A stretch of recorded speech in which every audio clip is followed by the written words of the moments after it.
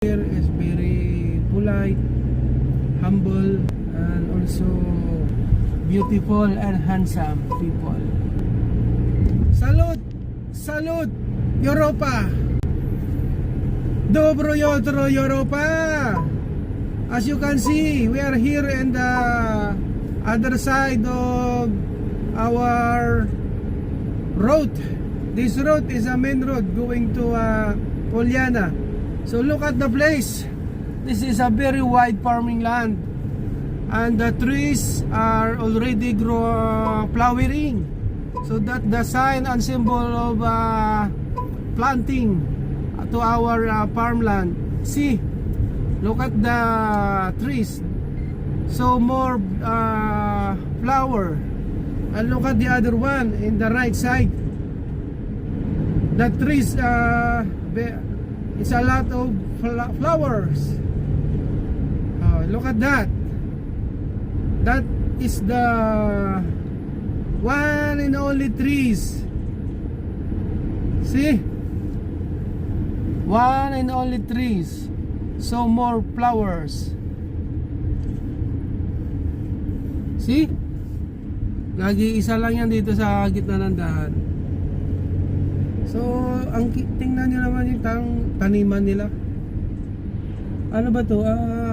Pichay o repolyo? Tanim. Ano yata to yung repolyo?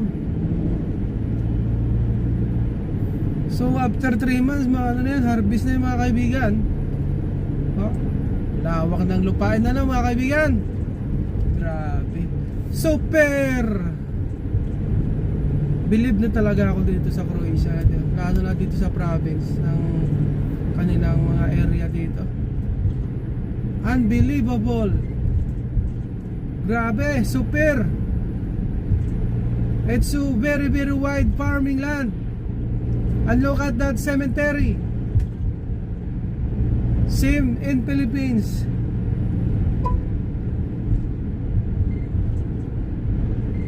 Mangha ako na mangha. Amazing. Amazing. Grabe na to. Namamangha talaga ako dito sa mga ganyang mga lupain. Pag ako nakakadaan sa mga ganyang lupain, ako'y namamangha.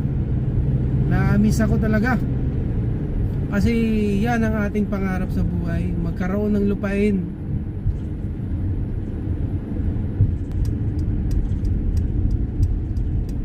So kakanan tayo dito sa stoplight mga kaibigan, kasi andito yung ating lugar, puntang Marino Cielo. So one motorcycle spotted. Wow.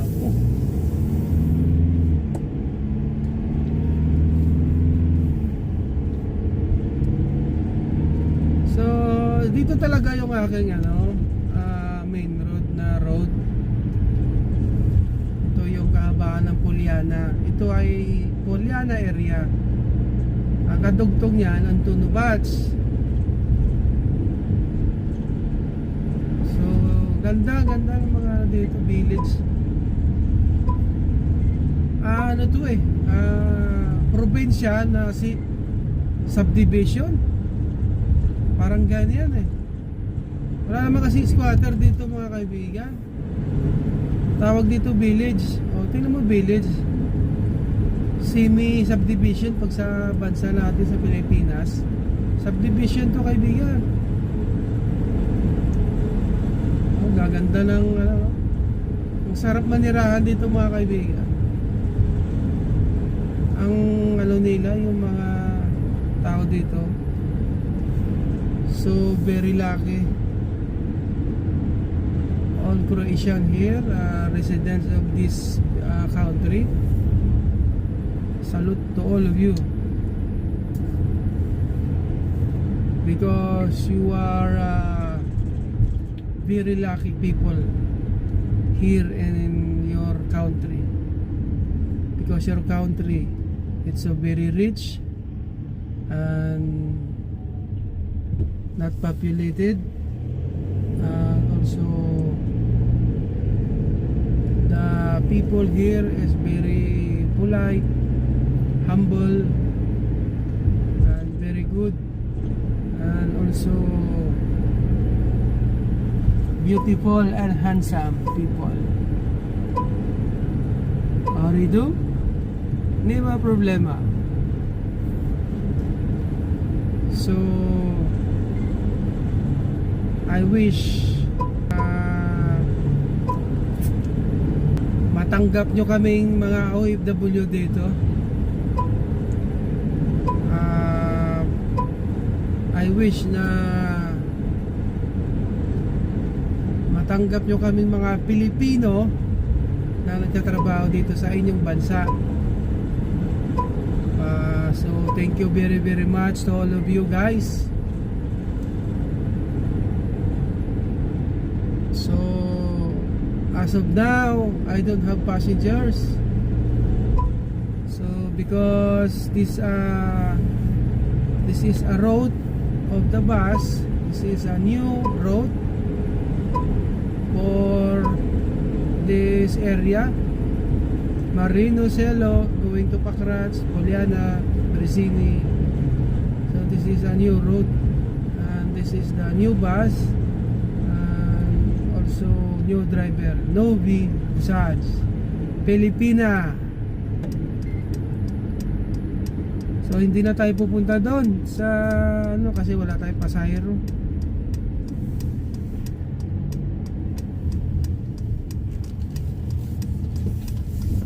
So dito na naman tayo sa ating lupain.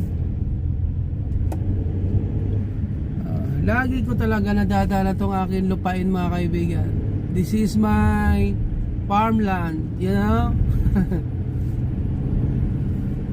Every time, every day I came here, my mind also bloom, because you know, look at that place, man.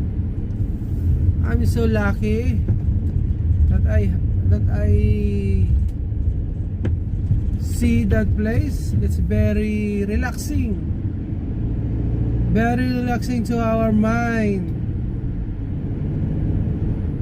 Okay, Orido. Grabe. Super. Salud Europa. Dobro jutro. Vidimosi Sotra Europa.